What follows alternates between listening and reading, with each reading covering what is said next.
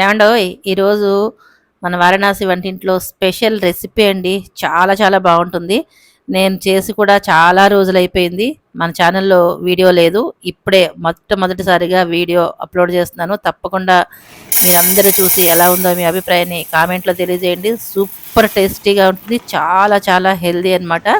ఆలస్యం లేకుండా చేసేద్దాం. స్కిప్ చేయకుండా చూసేయండి. హలో అండి, అందరికీ నమస్తే. వెల్కమ్ టు వారణాసి వంటిల్లు. అందరూ ఎలా ఉన్నారు? బాగున్నారా? ఇదిగోండి, ఇవి ఏంటనుకుంటున్నారు?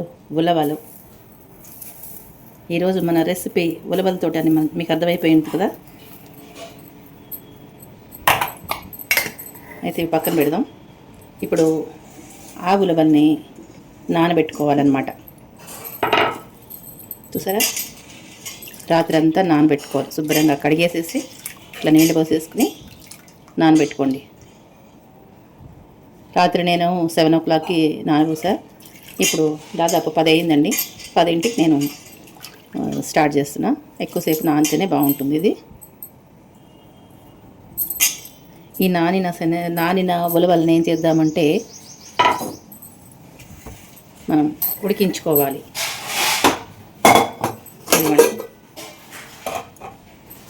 కుక్కర్లో పెట్టి కనీసం ఒక 6-7 విజిల్స్ వచ్చేదాకా ఉడికించుకోవాలి. ఇది ఎందుకు వేసాను అనుకుంటున్నారు? ఇట్లా వేసేస్తే దీంట్లో లోపలికి చూడండి పొంగిపోకుండా వస్తుంది అనమాట. చాలాసార్లు చెప్తున్నాను, ఇది చాలా బాగా ఉపయోగపడుతుంది. ఇలా ట్రై చేయండి. చూసారా, చక్కగా ఉడికిపోయింది.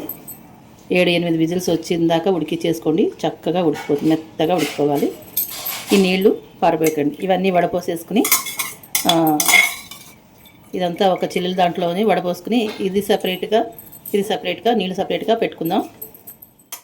మనం ఉడికించుకున్న ఉలవల్ని ఇలా చిల్లుల దాంట్లో పోసి వడపోసేసుకుందామండి.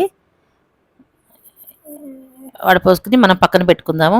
దీనికి ఉల్లిపాయలు కావాలన్నమాట. ఒక ఉల్లిపాయ కట్ చేసేసుకుని చిన్న ముక్కలు అవసరం లేదండి, కొంచెం పెద్ద పెద్ద ముక్కల కిందే కట్ చేసేసుకుని పక్కన పెట్టేసుకోండి. నేను ఇంకో ప్లేట్లో తీసేసుకుని పక్కన పెట్టుకున్నా. ఇప్పుడు మనం ఒక కుక్కర్ తీసుకోండి. నేను దీంట్లోనే ఉలవలు ఉడికించుకున్న కుక్కరే అనమాట. దాంట్లోనే ఒకసారి తొలిచేసుకుని స్టవ్ మీద పెట్టుకుని కొద్దిగా ఆయిల్ వేసుకున్నాను. చూసారు కదా ఆయిల్ ఎంత వేసుకున్నానో. ఇప్పుడు మనం దీంట్లో ఉల్లిపాయ ముక్కలు కట్ చేసుకున్నాం కదండి, ఉల్లిపాయలు, అలాగే ఒక 7-8 వెల్లుల్లి రెక్కలు అనమాట, కొంచెం పెద్దగా ఉన్నవే. అలా వేసేసుకుని వేయించుకోండి. చక్కగా గోల్డెన్ బ్రౌన్ వచ్చేదాకా వేయించుకోవాలి. దీన్ని ఏంటంటే ఆ పక్క మధ్య దాని మీద పెట్టేసుకుంటున్నాను స్టవ్ మీద. ఈ పక్కన మెంతులు అలాగే జీలకర్ర వేయించుకుందాం. 1/2 టీ స్పూన్ మెంతులు, 1/2 టీ స్పూన్ జీలకర్ర ఇలా వేసుకుని వేయించేసుకోవాలన్నమాట. చక్కగా బ్రౌన్ కలర్ వచ్చేంత వరకు వేయించుకోవాలి. డ్రై రోస్ట్ చేసుకోవాలి. ఆయిల్ అది ఏం వేయాల్సిన అవసరం లేదండి. ఇలా వేయించుకుంటూ ఈ పక్కన ఉల్లిపాయలు కలుపుకోవాలన్నమాట. అలాదంటే ఉల్లిపాయలు మాడిపోతాయి. మీరు విడివిడిగా ఒకటైన తర్వాత ఒకటి చేసుకుంటానంటే అలా చేసుకోండి. నేనైతే 2 పక్కనే చేసేసుకుంటున్నాను అనమాట.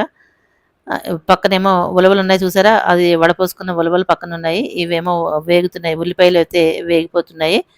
వేగిపోయింది, ఉల్లిపాయలు వేగిపోయింది. స్టవ్ ఆఫ్ చేసేసుకున్నాను. ఇప్పుడు మనం వేగిన ఉల్లిపాయలని ఉల్లిపాయలు తీసేసుకుని ప్లేట్లో వేసేసుకుందాం. ఈ ఉల్లిపాయలు ఈ తర్వాత ఉలవలు మిక్సీ వేసుకోవాలండి. ఆ క్లిప్ అయితే మిస్ అయిపోయింది, సారీ ఫ్రెండ్స్. ఈ పెట్టుకున్నాం కదా చూడండి, కొంచెం గుప్పడు ఉలవలు అట్టే పెట్టుకుని తినడానికి బాగుంటాయి అనమాట, కమ్మగా ఉంటాయి. అందుకని కొద్దిగా ఉలవలు అట్టే పెట్టుకుని మిగిలినంతా నేను పేస్ట్ చేసుకుని పెట్టుకున్నాను అనమాట. అది చూపిస్తాను. అయితే ఇప్పుడు మనకి జీలకర్ర మెంతులు వేగిపోయినాయి కదండి, ప్లేట్లో తీసుకోవాలి. చల్లగా అవ్వాలన్నమాట. ఇప్పుడు ఇదే ప్యాన్ కడగకుండా నేను దీంట్లోనే కొద్దిగా ఆయిల్ వేసేసుకుని కొంచెం పచ్చిమిరపకాయలు వేసుకున్నాను. ఈ ఉల్లిపాయలు వేపింది మీరు బాగా తోమేసుకోవాలండి. తోమకపోతే ఇంకో నల్లగా అయిపోతుంది, తర్వాత కూడా నల్లగా అయిపోతుంది. నాకు ఇంకా బద్ధకం కదా, అందుకని తొందరగా చేసేసుకోవాలి. సో అందుకని ఇలా చేసేసుకుంటున్నాను అనమాట. మీరైతే తోమేసుకోండి. బద్ధకం అని ఏం కాదులేండి, కానీ మీకు చూపిద్దామని అలా తోముకోకుండా వేస్తే ఎలా ఉంటుంది అని చెప్పి మీకు చూపిద్దామని చెప్పి. అయితే మనం వడపోసుకున్న ఉలవ నీళ్ళు దీంట్లో వేసేసుకుందామండి. పచ్చిమిరపకాయలు కరివేపాకు వేగిపోయింది. వేగిన తర్వాత ఉలవ నీళ్ళు అందులో వేసేసుకుందాము. ఇదేనండి మిక్సీలో వేసుకున్నది. నేను క్లిప్ మిస్ అయిందని చెప్పాను కదా, ఇదనమాట. ఉల్లిపాయలు, వెల్లుల్లిపాయలు, అలాగే ఉలవలు ఉలవలు కొద్దిగా అట్టే పెట్టుకున్నానని చెప్పాను కదా! ఆ అట్టే పెట్టుకున్న ఉలవలు కాకుండా మిగిలిన దీంట్లో వేసేసుకొని ఇలా కొంచెం నీళ్లు పోసుకొని మెత్తగా చేసుకొని పెట్టుకోవాలనమాట. ఇప్పుడు దీన్ని ఒకసారి ఇలా కలిపేసేసుకుందాము. మనం మిక్సీ జార్‌లో వేసుకొని పెట్టుకున్నాం కదండీ! దాన్ని ఇప్పుడు తీసుకొచ్చి దీంట్లో వేసేద్దాం. ఇది మరుగుతూ ఉంటుంది. దీంట్లో ఇలాగ వేసేసుకుందాము. ఈ ఈ జార్‌లోంచి మొత్తం పడలేదు. ఇంకా చాలానే ఉంది. సో, మనకి నీళ్లు కూడా పడతాయి కాబట్టి దీంట్లో ఒక 2 సార్లు నీళ్లు పోసేసుకొని చక్కగా ఇలాగ తొలిపేసేసుకొని ఇలా ఇలా గుంజేసుకుంటే మొత్తం వచ్చేస్తుంది.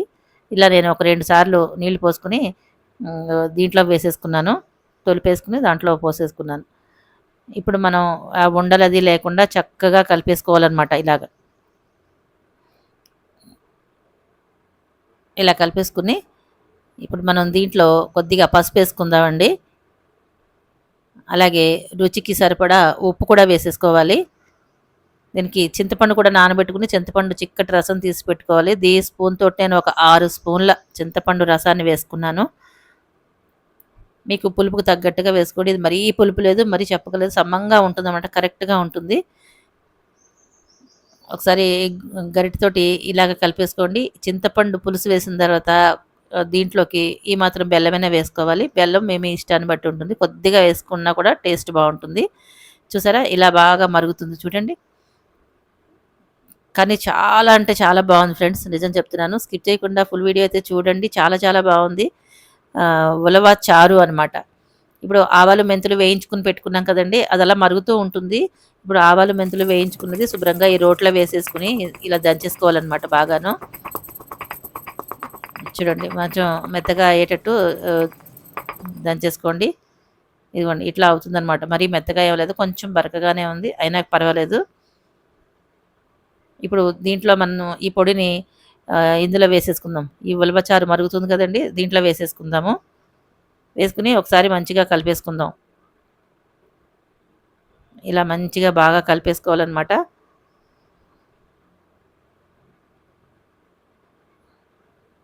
ఇప్పుడు మరిగిన దాన్ని స్టవ్ ఆఫ్ చేసేసుకొని ఇలా చిల్లులు దాంట్లో పోసి మళ్ళీ వడపోసుకోవాలనమాట దీన్ని. ఎందుకంటే ఉలవచారు చాలా క్రీమీగా ఉన్నట్టు ఉంటుంది. బావుంటుంది కదా! అలా రావాలని ఇట్లా చేస్తున్నాననమాట. చాలా రుచిగా అయితే ఉంది. నేనైతే ఎప్పుడు హోటల్‌లో ఎప్పుడు తినలేదండి. నాకు నచ్చదు. హోటల్‌లో తినడం అది నాకు అస్సలు ఇష్టం ఉండదు. అంటే హోటల్‌కి ఎప్పుడైనా అప్పుడప్పుడు వెళ్తూ ఉంటాం కానండి, ఈ ఉలవచారు అక్కడ తినడం నాకు అస్సలు ఇష్టం ఉండదనమాట. సో, మన ఇంట్లో మనం చేసుకుంటే హెల్తీగా చేసుకుంటాము, నీట్‌గా చేసుకుంటాం కదా! అందుకని నేను ఇంట్లో ఇలాగే చేసుకుంటాననమాట. శుభ్రంగా ఇలా వడపోసేసుకోండి. వడపోస్తుంది. పిప్పిని మొత్తం తీసేద్దాము. చక్కగా ఇది క్రీమీగా మంచిగా ఏమీ తుక్కులు అవి లేకుండా చక్కగా వస్తదనమాట. ఇప్పుడు దీంట్లో ఒక మూకుడు పెట్టుకుని దాంట్లో నెయ్యి వేసుకున్నాను. ఒక స్పూన్ నెయ్యి వేసుకొని, కొంచెం జీలకర్ర వేసుకొని వేయించుకుందాం. కొంచెం కరివేపాకు, అలాగే కొత్తిమీర కూడా వేసేసుకొని వేపేసుకుందాము. దీంట్లో కొంచెం పసుపు, అలాగే ఇంగువ, మంచి వాసన రావడానికి ఇంగువ అనమాట.